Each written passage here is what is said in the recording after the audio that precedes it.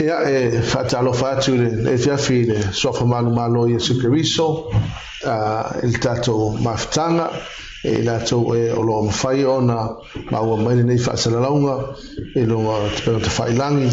fatalo fatu le au fainga luenga pa ia le atua o lo fanele malu e la fanga ia manu ia maso se vaenga o New Zealand ia mauto faletua ma lo le soifua manuia tai ua mo fole nei avanoa tato fetufa iai tato ngaluenga fai fatasi e ngaluenga fa missionare o le nei polkalame ia o se polkalame na waile loto ina ia mfai ona to se vewina ia loto mafina ngalo foi ole tato watunu e misela o fai ngaluenga e na ia mfai ona tato to foi e fatino le fatonunga sili e Iesu Keriso po le Great Commission fia ia le loto e fa pena ona au natu e le paia mal mamalo le tato atunu e mes foi la to e o maua mai fa sala longa so se vai o le nei la langi ia ia fia lava le loto ne fia o mafatasi masuga fa fenga ia kupa fui ia o lona loto foi o le ngaluenga fa missionare ia o fia le loto fai ona fe lo le fia ia e matu foi se fa so ia mate tautino foi mate le lo umani mea ia e la lava se me o mafai ona tu fatu ia la ta mafai lava le me ngata le mafai ia e mo nevia fi fata lo fatu lo songa ia basta se fo mo via lo songa ta fenga se fo mo via lo songa fenga ia me se fo ile pa ia mal malo lo fa pena no mo le malo se ni fa salonga ia fia le loto e fatalo fatu na fatalo fatu sunga ia suape ia meta tonu fo ne fia le tu la loyale vi ingole tua ono ne no taua o tato maua ia le ne fia o mo se fia fa pena na au na toi lo tu pa ia mo tu malu e le tala no ina lava por fa so i meta o missiona ma fia la le loto le ne fia o la lava se me la o il fatawa ia vi ia le tu tato moni ia no ia talofa lava vi ia le lei no so fo ia o no tato tami lo sunga fasta be ole ata mata mai le Great Commission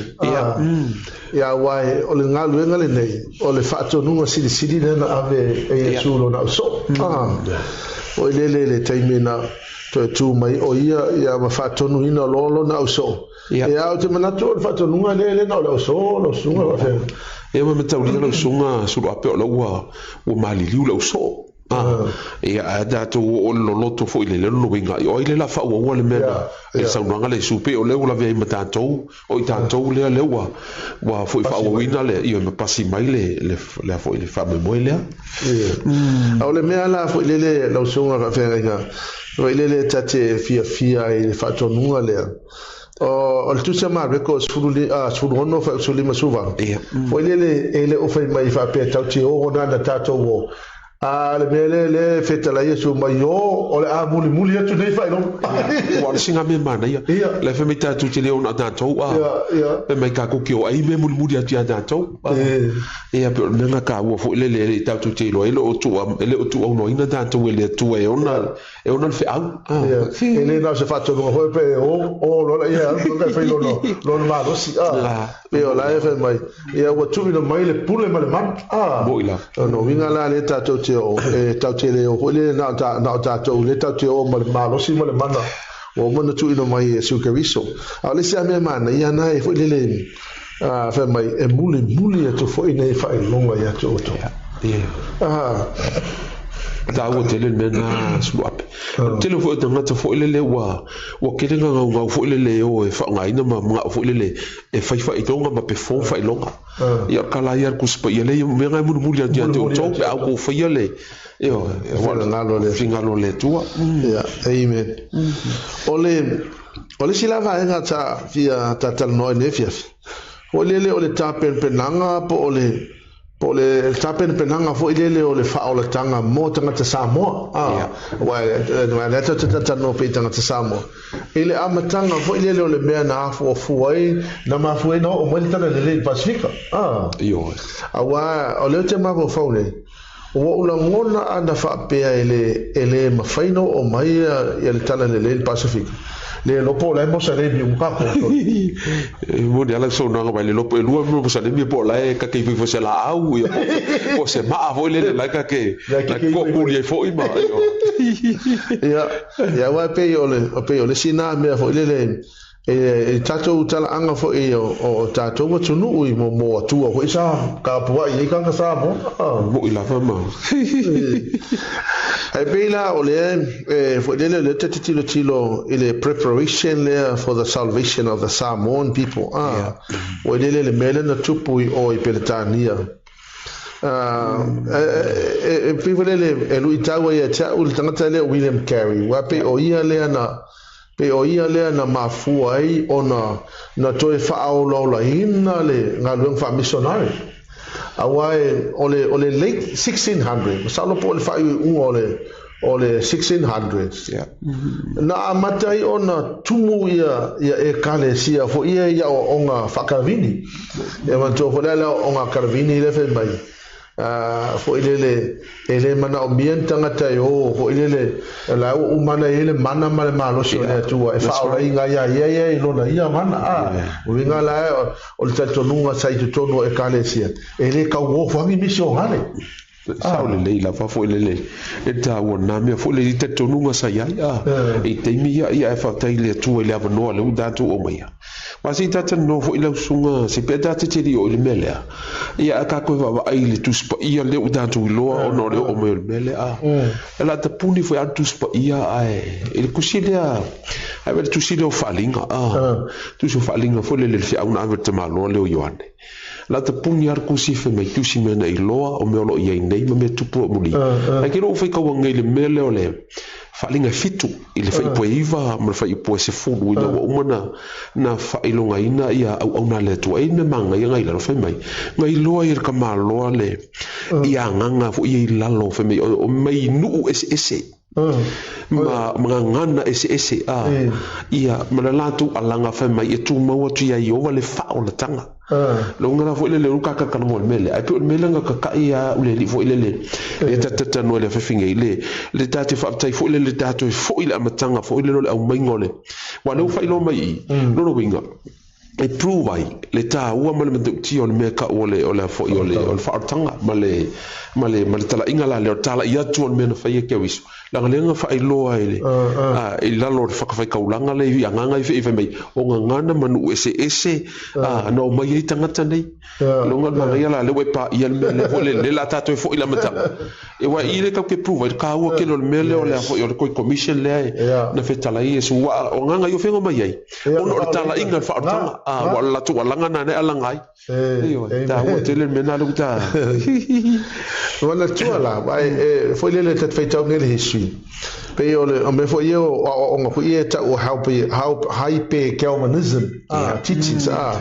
le o ina ele predestination doctrine me foi le fa mai wa umanga predestination se tu ia tangata yo se o mo fonga predestination se tu tangata yo la no o me la mo tu bo le me lo la ia le o tanto no tangata termina ya ele se me ka ka o voa ka o ma kwa ki ia le Great Commission ano ka ujalo so pat o le o mer kimi nei le ai tu ngata tonunga na le mai fo ia ma o mai tangata fo ile mai le ka ki le ko mo mi ka ko o no le o mai o mo na fa ye Yesu le fa tanga le las me la ka ko o fo e pi on ma ne yo me le wala nga fo le la ngata wo to fa fo ima ma to fa ma no tanga il fa tonunga ya mi sol ama taina mai wa pi on tata tanwa e ni fingo fingo o fo yo ke le istalinga te ma lo le o William ai no wa ino em kwa ke le bunga fai fo i ma ma ta wo fo yo le na fai le tu le lango nei tangat ma to wala William Carey o kankale le ta o le tamao o ngalung fa missionary mo le temi nei o fa pala ni he's a father of modern mission o tangata le fo ile e lo wa ta to nunga pesa na maua ile atua le tangata wa o ile nga ko este ingo ma ko fa fo ile kalesia papatiso foilele e koe rediscover le koe commission matoe fa manatu I tangata le matafa yoi la kanga ke siango foilele la tatitila sama history o le aso sufito o kuso le tasi fitu ona tasi na fana wai ai maliu le tasi valto fa alfa mtalanga la tu sorry fa mtalanga history foilele me o tangata le na leo te le fo le e koe fa fangu le kale sia ina ia to fa fo I tangata le fa tau inga ole koe commission ole mea la pe fo le fa te ia William Carey ole ko kele o kanga ko le kale sia nga ke ia o lo vinga la fo le wa utilo tino ole o to fa fangu mai lunga le fa tonunga ka ko faile fa tonunga nunga sili po le koe commission a Yesu ala ye kan kala ngo fo ko le loko le ki ia le banga ngao fa ile e wa lu fo imi ale kan ka wa pe na ta u fo ele sunga e lu me ka fa e ya ka fa pe ko la va fa fi au mutanga te ka o mission ngalo la ko ngalwe ngale ele yelo fa ko ngale mo ga o fa fi a po mission ngale o fa to nunga mo tanga ta u like everyone le ka wel mala mala mo tanga to nga den ke e lu te o le fiano ya male ya na le nga tango le o William Carey wa tu si le melo le pamphlet ele 1792 le pamphlet nga fo le post mai tu si fo le na tu si e William Carey ia le matafa I tangata kerisiano le club evangelism ia por ngalunga le fa missionario what this is the club evangelism la fa matala le matafa le kerisiano tauna to fo e fo le fa to no le koe commission pastor ho le ba ho fa e makua I manga o mia le atua ni tangata fo la to te save o wina loto tangata le ngalunga fa missionario wa le o tato o ne ele vai teni e o kele lo passa po ye ka le si o ko fie o fa ile na fa misiona mo ita fa pa sa o lo so wa fo ka kilo tato tele o me tato tele o fa misino ina pa o to ni temo ese le focus al loto temi ne io pe o sina me a o ku le me sa wa fa to nunga ese command lo vinga o le pule o io o le fo it town fe me o tato wo means it's action word e kom fatino almena lo wa ia tato tele fa misino pa me fo na le uta mai le fia fia o me na le tu ele tua ile lo topo fia nga ilo e pi o le koe ave ina ma fo fawe e te tauna ka ko koe fo e fai le fa tonunga fai la Yesu mo tato ya wata te no fo mo ka ma fa ko le ana fa pe ile o mai ya missionary mai el Pacifica yo la ni se me o tato wele ya wa e fika ia pe o le tau nu o mai o le tala le lei pe nga vave fo le ona le koi yangi kaua fo ie mo tribal war si esa ia pe o le mena pe na tau vave ai o nga ti velo pole atu nu o samo pe ka ko kala mo ka ko e samo ono le tau nu o mai o missionary ia ma le fa tau nu ino nga fo ile le fa tala ia wa ke fa ia tu ia wa ia la tilo ana le ai te mano le William Carey nga stay nga loko kanga ia o te loa o mal te mina ia ke le lo po fe mo ka kui ia mo ka dio ka ko fa lo vo itala ango Samoa sai ku rua nga ka o lo sa lo be o ke lo pe fi ko kai ku lai pe no yo kai ku ia io e pio le singa me ta u pio le ta u fo le te malo le o Williams e ke vi longa te le la nga nga wa nga le o lo Sofia le nga le le no fa marsia ile nga le nga o mission nga le ma ai ma ye te le me lo wa ta ta no le fia finde io ya ole me ole se a me na manda ye le te u lo fa ita u le history de malo e le fa pena ona tala no me le ai le ya le fa so o ia nga stay nga loto o tangata le loto papatiso ia wana mua form apule le Baptist mission nga ilo le LMS o nga luenga le Baptist mission le penga stay ai loko kanga ile loko engelangi o le congregational ia o le mekokisi leana na mafuena o mai uma tangata e fa ature le la mosa na mafuena o mai ka ko ya mission ngale el Pacifica alo vinga la utala ho ile alo inga la tala ho ile i generation si e mo ile atua ngai ka ngaka fa pe ka ngaka pe o William Carey o ile nga stay inga lo ko ngaka ia matanga te pe o John Williams leana pe o ia le o tatu lo nesa sa instrumento che le mo fa oltanga mo tanga te Samoa e ia le la un alta mano le le lu ia lo loto le la un William Carey na fai e sa mo isa ia lima sumo fa fa po lu le fa ia le to le fa la tele lo fa le la un alta mano e fa ulta ina fa pe we attempt great things for God and we expect great things from God. That's right. Le winga la utala fo ile e tātou te expectinga le atua e whaila na ngā ruenga. E tātou te tauma whaivo i tātou e whaila tātou ngā ruenga. Wai pia ka ufo ile lau sunga, ufo ila le pisa kemika o ia malole o vidiamu John Williams fo ile. Ile inga ka fo ile aka ko ile intangata sa fo ile mkwa mka ukia le ilunga mai mo fa ngai na le tu o tangata fo ile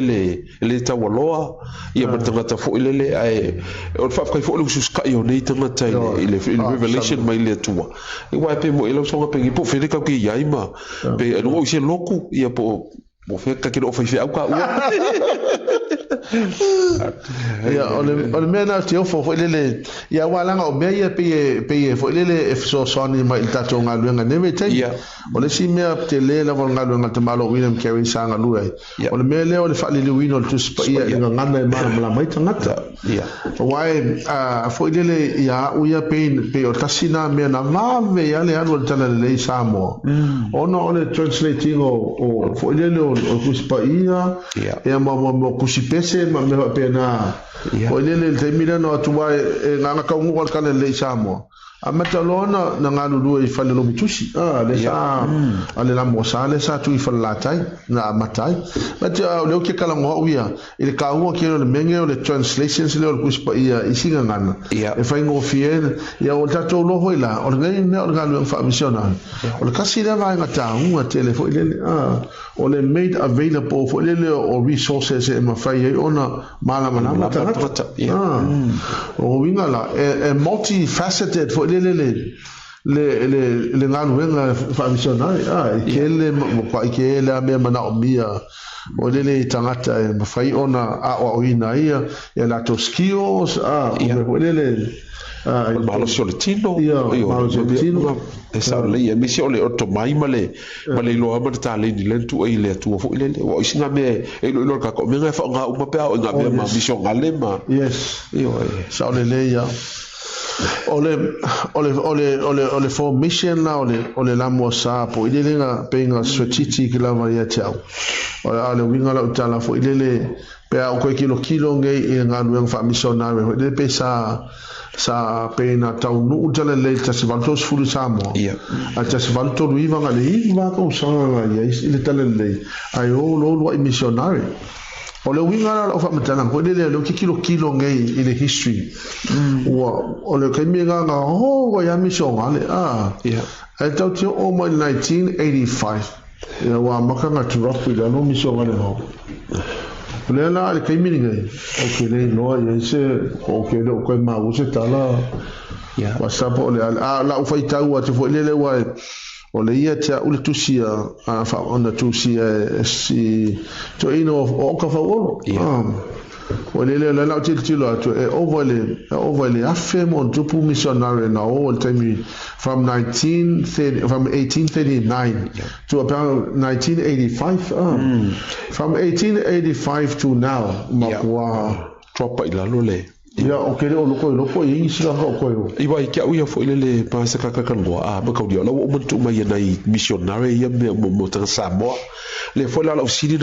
talo nei o le kemi ka fa kupula ia ona o fa mala na mai tanga tele upu sa ona mo ka fo o kele ka ia fo ia wa la no fa o pena tanga Samoa ai pika ia ba ile le ia pasta temine wa matonga o inga ka Samoa o mafu fa o le poto ile upu le li ai me so fatima fa blave wole o ese me wanga iai wole o koe wole faatumu le uru ma le awina o ngole fia usi tai le fatonunga wa ese le ma fo fa kumu ma le uru ma o ina le wole no fa le fia poko de so i fa au io pe me ngane ka ki ba temi de ma ko ba ko inga ya soia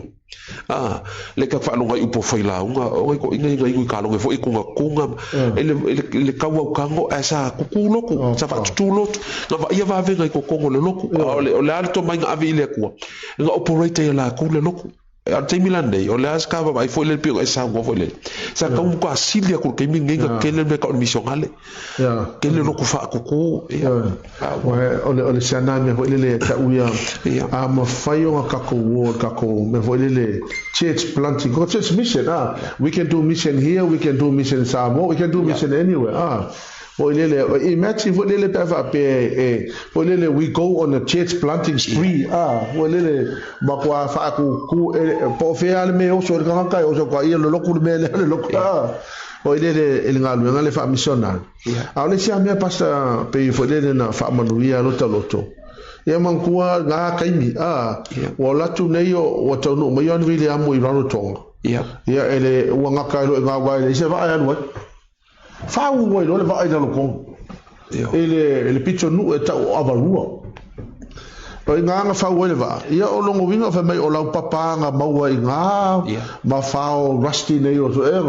o le mela o to fo ke fa ko le makwa ke le o le va ale ka o le messenger o pitch le nga va ko le kala le samo lo vinga la telefone dele ele ai se obstacle nga polo ka le anu le wo le se va e lo pe fa ngo fa go fiang fa excuse ka ko ngofolo i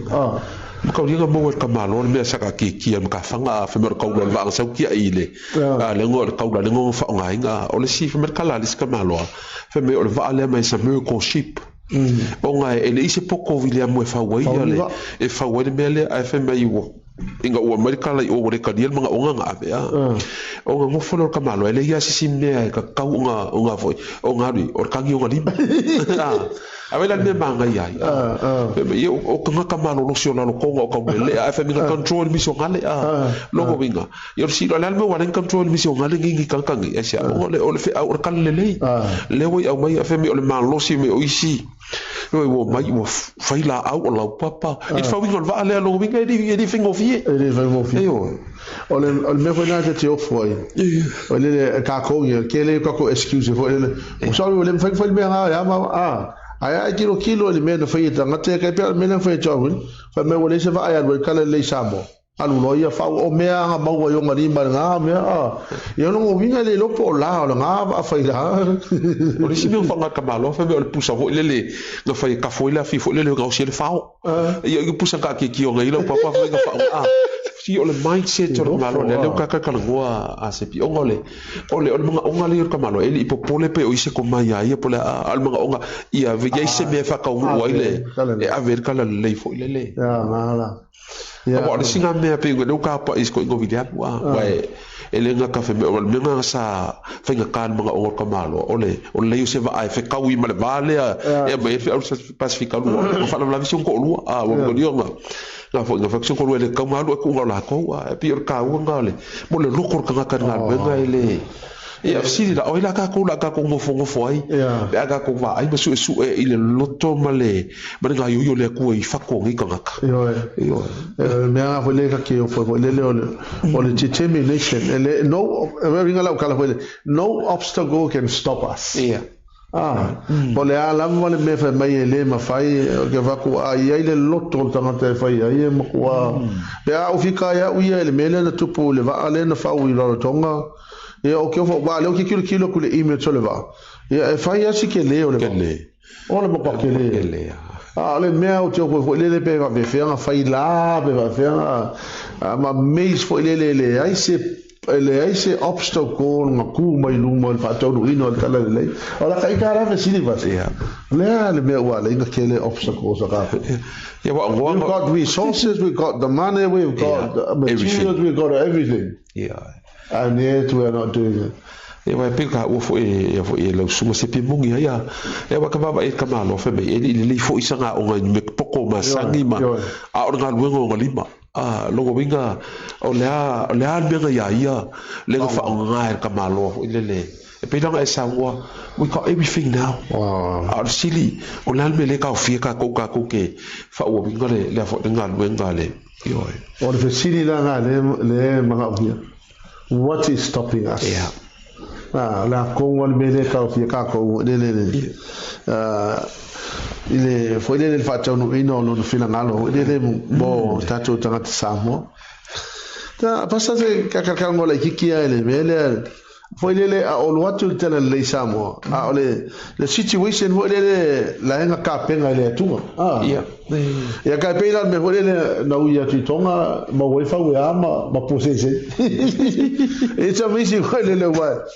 o la ka fisi we penga ma fe ngo mo fa we ai ko wai leo ise fa mo bongo pe por alma fo ngal bengo mo e tonga al tangata le fa pe ole relative o maria toa e longo vinga le ngango ka male ma mo translating o fo ile ole ngana fa pa langi fa sa mo ole kaimi fo ile le preparation ole arrival kala le sa mo wo fo ile ele me ala umana il fatto le tu mo la tape nanga mol faul tanga tanga sa mo kasi le me pasa kwa malinha fa afrika ile tu mo ka faul wa te lo angale tupu mele o kele lopo o feme o ka le lo ka ngo fo se pe mongi lava pick up ka lie mo ka ko vai wa pe fa fe nga le liu ka nge mo ka dio e ka ko lo pe angi o nge ke mila ai pe fa fe nga mala ka ngele e bisa lo ka fe ka fo le history sa was ko le ko ngo William mo sa u le nga fe i ngi sila ele vai mo ka polisia nga nga o la maori o so ya ko le pe o ila nga ilo ka malo fo le ko nga ka polisia le la nga la ko fo isa mo sili nga le ka kilo pe va finga mal logo winga ka ulang fe ka malo le nga onga lima iso se mea logo winga ai fa nga lima fu le liu wai lo ma no ma lama pe la nga esa wo ele mal ma se ngang wa palangi ka malo ai pe onga lima fa nga lu ka ba fo le oh yes again no obstacles na ka virano. That's fine. I can't do that. Okay, I think everybody is capable of doing it. But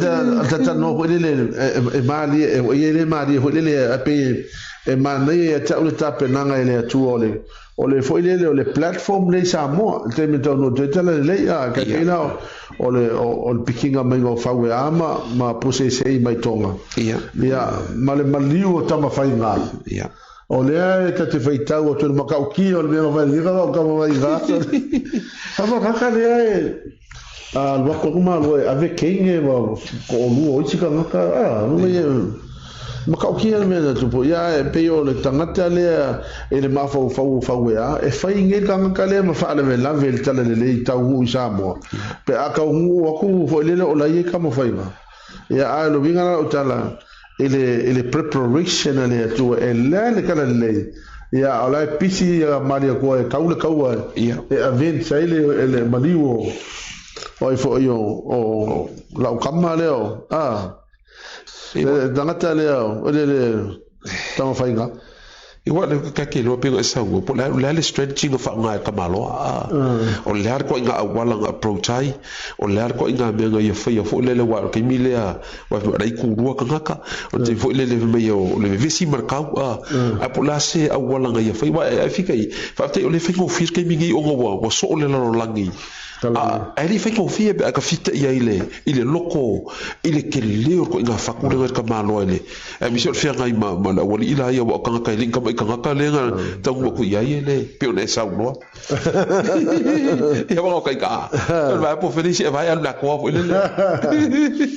wa le te fai tau tu sila o ka fau olo o e tau nu o tu tala le lei o lai e savai ia taimalelangi o taimalelangi o le uso maria to ia be o taimalelangi le anga welcoming a missionary team tau nu ia le no on tau nu atu ia maria to mai fo le tau le na fai e fasko o ia le mele na avenza le mali o tama fai nga ia pe lo winga tala fo le penga le le atu le platform le o le mo le tala le tau nu isamo o le loka ita langona le mele po fia lava yo ia imisio ngale la kala inga e le ia le tu le platform e fai ngalo ia wai ia ya kai pe fodale ngale fai nei ia fo le worship center i Afrika ia na tem ia na tau ma fo o le apostolo su a vidia ma fo ia ai lo pe va fengo wa le lo po fio ia ele lo pe fa fenga maka ia pero ngala tala fo penga le ia le tu le platform le wo ma to ai o tele tono ia po fia langa le area o le lalo langi o ia misio ngale e le ia le tu foundation e lana ngaluenga malonga ia now that ia fatau nu ke lo ala le mele na metato all we have to do is just go just make ourselves available wa pego sa wo fo ila pila le nga ku fo ile lo to lo so se pi fo ile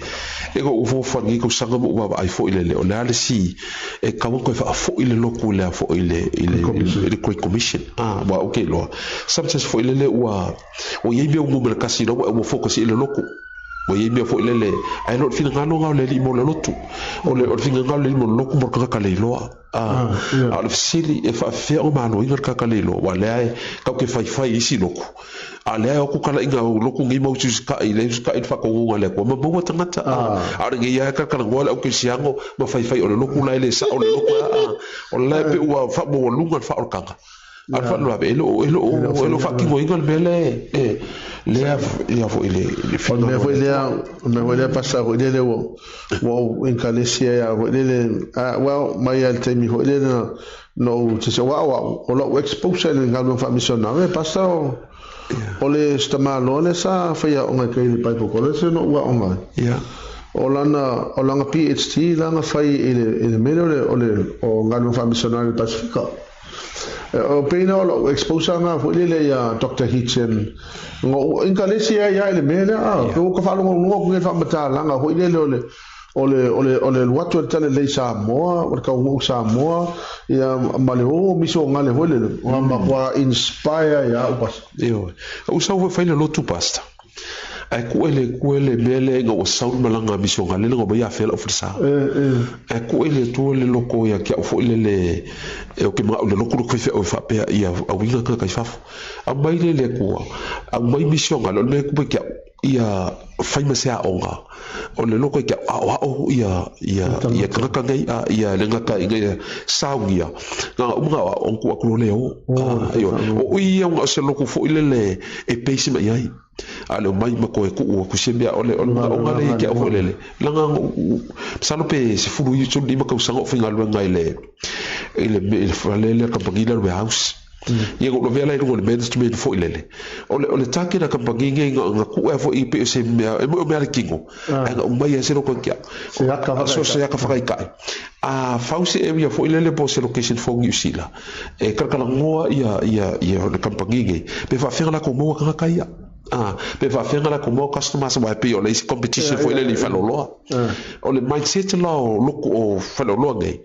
ole ma fo ole me le ga la ke mo wai ka pe a fai a wole o mai ka lai a si fa lo avel fa lo fa la kala kai e ka wole mai fo lo fika fa mo e ka fa pe ga lo ko le sometimes ke mi pe o fin ka va ga lo ai amala malamba ka ile vala wingo le ko kedo a fai inka ka fo yo le avel akola wole ke mo kuar kala sfe aule a ke ka wa ku ringo na fsidi ka pe pola mo wala ai nga fai lisi lo ku kala ngo versa fe bel kala malo le pe fa lisi lo ku se fulu lo ku yo kala ko ke ne pole pa wan lo ke okay yo kalo ye se nga fa ola inga lo ku ngai haleluya no ka ko yo ka taki ya ile lo ku le tu ar ke mingi sa ole leia o te lo fo ole o se mea pe ngai tau tilo I tatou wa le o ke longa wia e pe me hole le pe fai kau wanga lo pe pe la ka melo ko le pe so ko o le ai ka kilo ia ama fai na tofu pito nu male fale sai ku ia ele mo ki ngwa basa ele mo ya u ka mo o e ke le mo wa ta to te mo wa but ole beauty na le mele together we can save as many people as we can possibly can ye pole lo ko le o video mu sa le ka ngwa ya mu ilang kala fo ile le fe ele fa malia inga u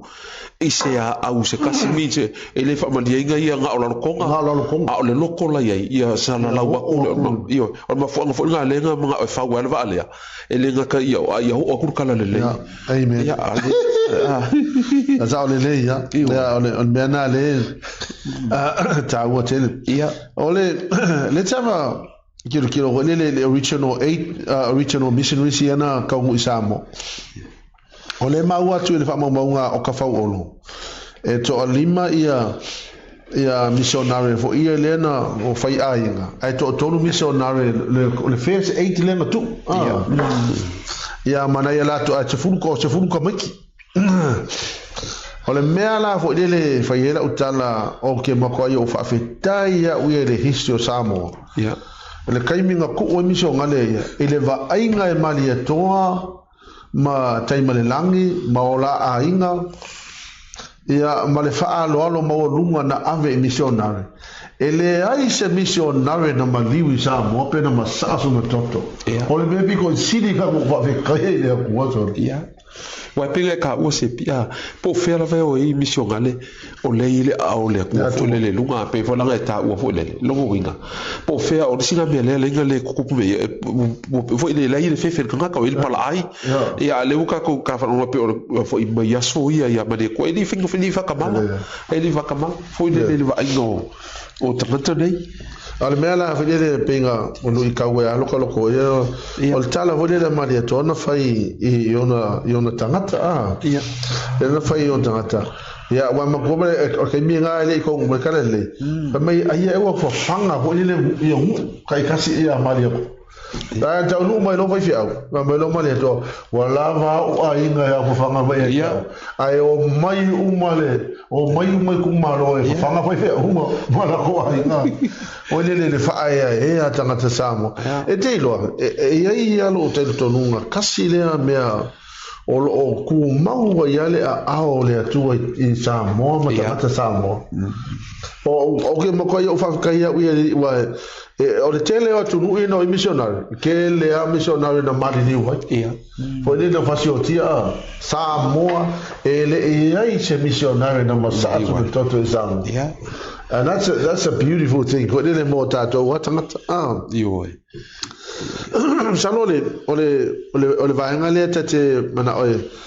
fo le tate tala no ai fai volta por calamina o missionary fo ie to sfuluma le lua le na muli o ia fo le winga la utala wa to lu kusa e ka un le kala le sa mo le tasivalu to se fu ai tasivalu to lu viva o missionary o le mela le fai la utala fo le sala lau le tala le sa mo ai na fa fe nga sala lau tala le sa mo na lu ngane fa ia Okay, no for you. There's no other way. There's no other kind of theology. O ikanga inga io o simple yo nela. O le fatto nua kako polo. Ile iva ka usanga le o ele skama ia ku usamo. Ia. E mo ia akele ia matu o ke mi ele fai go fianga o va ama o ka vale ma. Al ke mi la ngai le ngi me pena. So imagine ale o kanka fo le pasa pena fa fe fa Ia wal menga le ka ngoe fo ia afi fo fa longo bestanga ta fo le mulo no loto ia pe o ton malo so de fa salonga ia lo tata noi il ave ingol fe au ia fo e kemi ai mi so fu loinga ave mulmuli o sidi pe fa fea ia o le meka wo fo le tata wa ai fo ia o o le loko ka ngai nga wai fo lele o le fo ina me fo lele o le o nga malale upunga o malato o le singa me lu ku por ke mirge ia pe o fo ya ku wa amak wa fa o pe ngai ka sulape o fa o pe ngai ka wa ke le fo le ai vai fo ko ngi o ka mo pai po college le sulape le vai le wa maka o ele ka kaulanga ko i kiki ka fa la inga ma le mo le or si wa vai le ke mira e fai ole fo ole uki ole o nga sa maua ole uki o me ma le lengo me sa fe wa ai sa ola nga le loko me fako lo winga o ngi ka maku a ko ale me fo le loto o le male ka ngaka akwa ala kwa uki ya so sei fo le life commitment fo le awala ko land me o ai au ka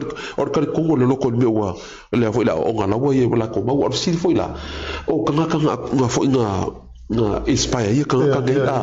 le arko inga awala nga faia ba fo le movement na nga pa ia le kemile ile nga la lo ka nga e pi we ka o fo le manga ye pukala me ga e lu isa ka fa no mai so te fo ile lo lenga ngau le fai vale ina ia fa pena na fa marcia lo no to ile tu langa e wa ata ma fa ho ile man tuanga ka ngulu va ai e romanga e te swato viva okay lo nga va ai uma misio nga le ko se lo ya ngo awala nga ia te mina mali wo yo mi la dei so o le o ku po le fe le changa va pe ia o le ai optino lo ko fo isamo ya ele ele ye se manatu fa pe na o ko ke lo mi so ale ngo ele ko fo me ka fi o ke ya le vinga la tala fo ele e pe na etau o le we are now better resources we now have the means to get about le wo ye va le wo ka va le o ke lo nga fa pe ke alu fa pe ke mananga ke alu ko nga ka se ikula e ku ko ya sa wo fo ye be ye va ga be fe kai pasta o lo wir ke fo yo ar ke la wis ka fo le ya wo ai be ya wo fa ngo fa nga alu ya fe ni ka la ke fo ngi ma a wo ke fo ngo le fa nga wo le wo se me fa nga Facebook ala sa ve so le isi ma fa anor kai bi pa o ka kaunga o ke mingi ka whako o ke le sili akuru ko o ke le ma rusia ma fo ima ma ia le lokur ke mingi o e kala ima whaka o ule le avo ine mele punga e saungua I think fo ilele pasa I think ole mea fo ilele a tātou pe ale kalangoa i kangaka ma ste loko nganga ele ase me wai pe ole mafanga tonu ana nei pokala me lautonga pasa fo ilele ena ia toe save ua loto tangata sa mo ka ko fo i faile bele wai pena itawa le si mele ka ua kele o makoa so le meore doktore ia so there's nothing wrong with that but ola winga la tala fo lele I wish to to encourage the people let's go back to the Great Commission yes let's go back do whatever we want to do but if we fail to carry out the Great Commission so the white mountain I winga la tala fo lele we are well at least ila se to pe we ila wa u proposal to no foi mato ngalo fa missional wa o le ote ia le mato mission school male ila wa tilo foi le mase be wa top for ele to lo lot o ko fa ila o e kale sia uma le reception tele in mele really ko replant mo ko stay up loko kanga ho let's go and carry out the Great Commission o le mevo lele wa to tele au si ta matova pe o le wi kanga ka mako loko mo city preacher but that's not the point. The point is not having a big church. The point is having more souls. That's right. Ele meho ele ape ole ke le ole lokule pe ka wanga loka ko meve. Ale ngala utala ko many people souls are saved. Ole si best way o kilo ye pasta ole as a mean of a strategy ole fa ka mo mele. Ole mengi le church planting. Wale o kilo nge ala o pese fa te inga ma to unga Ye kale si ia na plant ngai fo ile nga plant out of our church. Yeah, if I allow to program, we make you come together. We ile makofelsi. Yeah, au fikanga ia. O tangata umai ia we tono o ekalesia ia. E moki ngwa moki le mawa. Yeah. Pe ana va pe tasia o tau Yeah. I akungale nampo kangakala wa ia, the number of people that are saved. No loyal. One of the best means to achieve is to plant churches. Yeah. Pela ka o fo e manga ia lo fa soa suapi. Ia onga pe fa ko luki va ia le pai po school ale fa ko luki ngo le lalo a lo onga le tangata ia o winga. Io ia o inga lo winga. Ia o ina. O lo iloko. O fe wa ese ia lo tolo ia o la u ile kangi a ko o iloko. O la u ile ki o ko ia fai o mo sosoangi le fai fe au me mumua a mang maro inga senga se kasi fo lelele ia oe le fa o kula o la mama ko ele wa le singa me lo ku pungi ko le mo le o kala o ma kan ko fe ku ia ka ko lo o isi fo imbea wa a maka ngalu o si lo ku fa ko ko le si lo ku io ala e fio ki ka bo se oli io ia ko commission le o fa fo o io kire ka ka le fa ngi fio ki mo se oli ale nge ia e fa fo le confirmari le lo ko le se me fa ia io ba era so ma fa ko ko le si io wa si ma le ku por ke mi ke ia ke pese ia o ke ba ku le ko pese me o ka ko le sia wa vo wa ma ko le kala i fa fo au kala ia ko fa ko kai ko i vo ona la ole langona fo le I want to pure the pictures for myself. But the reality for le e ka o nga ka ko o misa tanga tele fa ola ina pasa te alu o te le tanga te le o fa ola ina ba tal meno te fa o te fa ola ina le fa o ngeli si o le ia na yuso fo in mato ngalu ya beno o le me fo le the beauty o le mele o le fa ola ina o ka and then you see the growth o ka e ko multiply ka ne o te tiro le va pe ese ma ngai o le me o te tai tonu foi e le maka le ka ke fia le lo lang a ceiling of fia le tu pe a kupu me ma io o le ka wal melo evangelism evangelism lo winga o lo wala kule kala e kur kala le a mo ka ia i go disciple le fo yo ka ngai o ke le mo ko mo timba ke le ala o le sai kwale ka uma la mai le lo ku fo ile ia fa lo visi ngaka o le fo i o kala i fo le fa le vetse albia e ka ma ka ia wa le o le loko ka le la ngonga le o ka u fa ka ki sei e fa ka fa ngani fa ai ma fa ai lo ma mala ka di ko le loko ma ye lo le fo le ka ki o le kwa e de ka fi la so fu tonga pa sai fo le i tato ka de sia o me fo le o ia la bata mo ai fo le o la so fu tonga fo le ele make come fight in every church so we go evangelize basa o ke mingi fo le o le ku por pe ka la apostolo paulo wa se longa tasit ki go ke riso o fa lo ka ko ma po fo le va pe o focus po pe de koso o ile o le ile se kasi i loku fa olinga a o ke mingi ka ku fa kasi loku fa olinga work together ti lo ke riso o le mindset male fo in male ia fa olinga tangata ia fa la ver ke mingi ia wa pe o fa se ka wanga fo ile o ile loko si dia kupa this is the time for ile for us to come together fo ile unity le destino que viso makako fati ngol mel e kupulo mel na ba ila ia la ke le destino que viso ole abangi o ka popo ka loko po ke singal me ole singa me e ka welo ka ngai le ai ole da mo e ke lulu e fa fo ole ke le fo nga ka ba ile ko wa ile ka o me kala i so loko le ai ka paule me fo le ia fa online na tanga a fe le loko decision na tanga a pe ole me nga ka ngo o mi loko ke mi ngai wa fa lo me fo e mo o mi le kuku fa kas ia ke mi ia o ai fa singo nga loko o fa singo ia fa singo i mo me o se le o kupe ma mea o fale Pa ele se focus ngale loku. The focus of the church is the lost soul. E pe o kaunga e kupula menga pe anga lulu e whaakasia le ia e kalesia malitini kewisa. That's beautiful. Pale wiki ele tene e lua mato e lua fo isi e kalesia na whaatutu.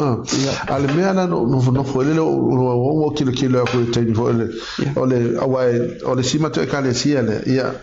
nga tile fiela usunga ole sia ri ole mato ole anga misionare le wo le wo wa matala nga lo nga o tile wa pena uma fofo a to se furu langi haini yo wa pena ko se furu kanga ka pe o haini wo plant ia se furu loku ia e mertine fa ingo kanga ka fa ola inga lela ia I was so happy what a beautiful thing to see. Another person who is so willing to reach out to the lost. Because at the end of the day, this is a time for little pastor Bo. This is a time for us as a pastor is to equip the next generation. We got Kimili with the town on the tato, Koikako Fa, Opinaina, Lesia to Pulanga, Afa, Lukaku, I think Kafka, was Yasaka Walukalainga. This is the time, this is the moment for Lily. Ia wa lo kimi ge o ne ka fa lo la unga wa le ki apolo le ko samali ar sidi o la me lo tu le fa i wa ke la ke mi ge fo ile kupulanga le ye wo ese fo le moment le yai pa ar ka kalonga o le au le poto ya ka ko le wisdom le ko ka ko ke fa opinga inga ko making o le al me le fa nga ile tua use that talent use le fo ile gift la yai e mangu malo inga mai senga pe fo la nga ka ka ngo ai fenga ko ile ominga e fo yor kala le i fengo fia nga fa nga ka ngio la ko au o me uma la ko ave uma fo ile nga ya inga yo or kala le it's exactly the same thing right now i kupulanga ye ke mi wa ko dio sia ke ba ku fia kupulanga ke mi the music so la me fa ile loko kwa i ku ta ka mangai the music fo ile le festivals or something fo i draw my attention o kupulanga wa ale on me ko ye le draw my loko e sin me nga yeah that's true silanga me silanga me fo ile ka ngo ke le ole ba o kirkino ngai it is strategies fo ile safa ngai missionary il termine no el Pacifica wai e a peotato originally lava pega o el Pacifica o la ofisi le strategy safa ngai tato missionary o le no fa yer kala inga wai ele astanga ta fa pe la ku o le sanga me fa ya wa ngala fa lo inga kala e la ngala la tu fai o la ofisi la fo dele Pole angi strategies of ngai biso ngale okay fio ke mga kamalo fo le pala bale pa kamalo fo le Ramsey so kamalo fo le pekanya le fifir kuka kamalo yo ngal a per fa le enga onga amilo kamalo le sa we fa se awala e ko fa ola mai fo le so e yega be ko kia fo ie fa onga ama ka kuma fo le fa le nga asa as a pastor or ka wonga ka ku ka kalo le li mai le wisdom ka e ku te ka ko fo le how we can do my generation fo le wa le singa pe le kala fo kuspa ia Yosua is a powerful man but the problem is Yosua kula i melis kupulanga la ko ke le lo le ko so he failed to equip the next generation after him so le sidanga me ka u fo le au fa lo fo ile o pinga sa ngo le o ia pa ke mi u ka nga lu fa tasi au na le tua e me le ke o ke lo mo nga sepi e fa pera lo me le te fa so au nga le ko fa so lo la ko ko mai inga equip the generation inga ia ke ka a me mo finga lo le ma ka ke ka ko that's our legacy le fa o ko making e ko lo ko ma o kasinga Volele kala Dr. John Maxwell volele a success without a successor is a failure that's right volele melele olele mo fai onga equip le generation e o e fata no fina ngano le tu a pe ole o lo ke o ke fai ka ko volele e fa mo wai le o me ia na whaamau le te whaitau atu information ia na whaamau strategies ia lea ngā whaonga e tangata. One of the most powerful strategies mo uloa le sa whaonga e missionary. Miracles. Ole mea fo le te peila wai for example e o oku I lalokonga. Maia kalpongo ngakalo ko ngome e ile alale ole alale ile mfeka ki elu pie ye no la ko ila ko fo imala ko nga fo ile le ya ko lo mi songale ma ya la ko wa ai la pras me ku pe ola ki elu ngola o ko ki elu ngola nothing happened and people thought a powerful akula le tu missionary le winga la tana fo ile le langa le na fai mai e fa mo nga tu sia Marco e muli atu fo ine fai lo me na winga la ka fo ile ele o bi ko ya inga ele ko ya ka ko I ka ko maso man ka ko mal lo si man ka ko no ba o wale me le na ole atu pe ma fai ga ya ma fai ga e alu ta the Lord God will do the rest e pe o sa go fo le pe fo la lo sko ngo mo se ya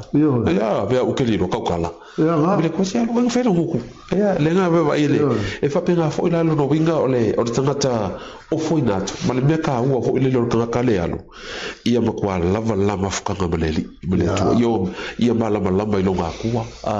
ia lo le la alu o kala ku spa yo le ku le pe lo fe mai e muli signs and wonders will follow lo winga e ko kupu va venga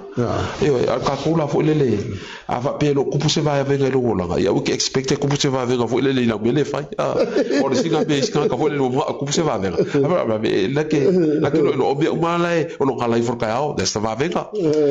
o le football la ka le fo vai venga vous allez expecter me fo le ça va le pipidi ai lo ko ku I mea laiki ava le ku ma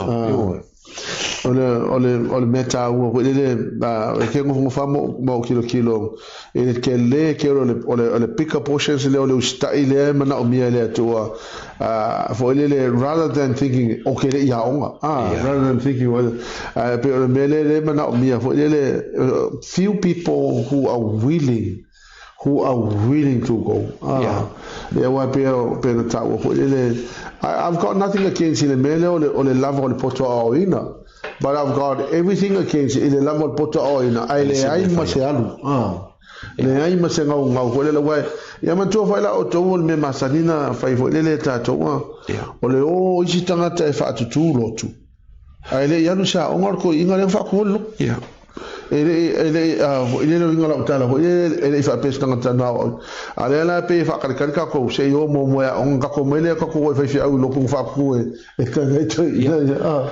ole ma yo e ka un mele pasta ko kia lus fu ko bekile le loku fe awai wo fa u mele o le luka sanga o de ko diploma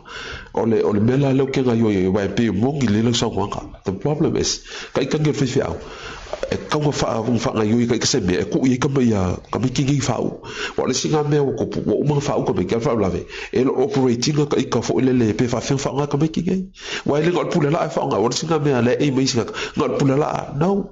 ole pe ole hat ole fakule be le ko kia e kuit ka mi kingi te spuna no fiu ma le fo ke kalo le li ke mi la ko fa fo ia o le mele ia o ka mi kingi fa ka ku le fiu fo le oferme anga ia ko ala uma la nga bunga fa ima ma fo ima so soangi o I lava le fi au o le loku ave ia nga lu em so soangi lava a fa lava mele ia au le loku la o le nga yo le ale tu ka kala io al menga pe ka o fa lava o le me o ku fo le o se fa o ko meki ai lo ku o ise ava ngua ma se plena ka le fi au e fa nga ngi ka meki menga le ke ko fo I le ko ki fa le o nga fo le le o ku ka se ava ngua fo le pa we need to have a plan for those people wal menga pe ka o ke lo isi fo le ke le poko e nga kwa le la no la go be fi au fa no ko be se me le la go be fi ya mo pa ngon menga o nga ka fa si ko pesa la ko be fi ale ko nga lo menga tamo fai it's beautiful ya o te loa foi dele ela kaika kilo piliota ia ma le tasivalu fulu le tasivalu tolu ia foi dele le sawa ke le alu ngalu fa missionary e ko mo samo ia mai le tasivalu ko luiva ho e o tasivalu valu lima e la o kilo ke o tusia o ka fa o le mako sawa ho le alu o le alu ko le tale ka kilo polele I mea yanga available ya u whanongo le whai o te whai tau o te si mea sole e ka I kolu ka I ongo maa singa la anu le wa ki o fori te mai mo ka I ongo le wasa mara si mea fo ilele pasas ele ingi masingi fo I loi po whena ku ule anu iai usa pe o le ko mai mo le poko o fo le crazy o le kuanga ave I tangata ngai I le loa fa pe I ka ko e oi ia waka I ka kene fianu pe fo oi waka mui a human a ga la fa pe a ele ai ia lo wala la ka ko e ngua ma se pe ala lo apla fo le alu me ke nei o fa singo ke ali ai le lo sko I po fe ali ai ale jo la me fo le pe vole o mo fo so malinga o le maka o vai tau no I tana fo le o ko ke no ngai si fe au ia no o uma na fe au nu ku so le fe au mu ale ma fo faulo fe au ngai ngaki foi le pe o le anu fa mission ale kai pise ko number 1 pe foi le a ka o me no fe au nu pe ma wala no le ba sa ile ma fo pe o fe tau o ti a pe a ka o me le anu mission ale ia kai pe fe si mo lu ko lu nga o le tangata a kai ngangela o kan kai o nga no fa mission so le o ke le ko foi mai ma fio ki ia numa le mission fi o fa kai fo ile le pasa ile worship center o sa lo I mission ngale ko kongo le no fe awai I o mission ngale o karsanga le o mai le worship center o fa kai la ia wai ia mengi fanga o ke vai fo ia ele fa pe a wa fo wa mai mission ngale fa pe lo se lo peseke al me ko au le ko ia ke o fo ile o a vai go ko making me as a father of the house is to to teach po ko ya o ma fa kongu ia ngai mission ga ia fa ka ule le fo le finga le wa sina me fo le ala onga feio le fo kala ida no tala inga me ko commission onga fo le wa ku ia mission ga le fo I lotu me ia wa o fa no ko lo ia fe o se fo le fa ngai mission ga ko ila no nga o fe o lo kupa this is the time for us to change the mindset to ka ko foi le fia ho le ia kia o ia la nga lu lo ke le nga ke ia au ba ko foi le generation o la mo ko I maaki I'm proud of them ai sia wa o ke lo a uma ko wa fi sir ka ka ofensa sa wata nei o ka fa fa le mai o fa kai la u le mo su senta le o ia ngai mission le fa ka ngo inga le ko le li lo topa o la fo la ka kalo le fo le ngai ko sanga bela ngai si o uma lo fo le I look forward to feel what God put in my heart to pass. And for the next generation to come. Yeah, so le ya ka wa ke me nga wa no on me pole le ta to ya. Pastor, I don't own the church. I don't give I mean, we're only here for a time. O ya la wala kan ka wo feel le ku take over. You know, let God be God. He owns the church. That's right. Pe your ka wa le o le generation le ka ke kilo ya. Ya man ga nga fa yo fa tau no ele tu o no tato taimi foi le lo over le clima minute ai te manatu le tato o fa ia o le porcalame le nevia ai o le fa o wina pe io tata no le tau o le nga fa missionary ia ma me foi lo tupu te fa fitaia pasta la o le tilo il menete sa mo ia ma no lo to nga no fa missionary ia ma me o lo in wa fo i ma o la sila fiele tu la fo i commitment ma la contribution de to nga no fa missionary after you fo i le lo to ko lo sunga ma na ia fa tau ina va nga le o le galu ia ma tatu tu fa tas wa le senga lu nga se wo sim center me le o galu nga le tu ia fa after te le la mo le te no fa after fo i fa so ma nefia fi ia tau sanga ta fa wa tato po kala mele ia faina sano le sistemi o le fia mostato taimi ma ia mana isi fo i misionare na ia faina ia fa so o la to mai tato ngale ia e monete mo le atu le nga fa aftai le tato fa fonga ia mes foi le ia fa aftai mo lo to taimi wa fa ia ona ato sia tu to mota ia mo to lawa ia matato tal no ne fiafi ia to la no sa no elo so ai ia ba tai le wa una le tua ia na fa tai mo le ne fiafi fa tai fu lo taimi ia mata tonu le loto ia o ma unga luanga bela wa una nei ia matitili o mai i sisi la fatulanga al ma ua langona ia fa ia i tangata e fo ia to loto fa longo mai ma se tangata fo i o fa pena ua tau soro muli ma nga luanga fa misionale ia po se mea ua tu ele tua au le tu e fa ia o le ngana nei poklame ia pa ia lo loto ma tu e fa fangu lo tangata ina ia fa nga ina pe lo wala ile tua man malu i fo ile a fa longo mai se tau le po ai lava e le se tangata vale lu mo le tua ta tu te lo iloa au te mafu fa ai ma e pe fo o tangata le nga e le se tangata na fa ile tua ile nga i lu mo le tua al ne fia fa ta ia tu lo taimi ia besalo ia tu mo fo si no iluma ia fa so ai pe ai le fo ile upo le tua e me se lava ni nga lu nga fa ta lai ia mo ne fia ia fa so i foina fa ta mo le no Yesu. Amen. Taylor.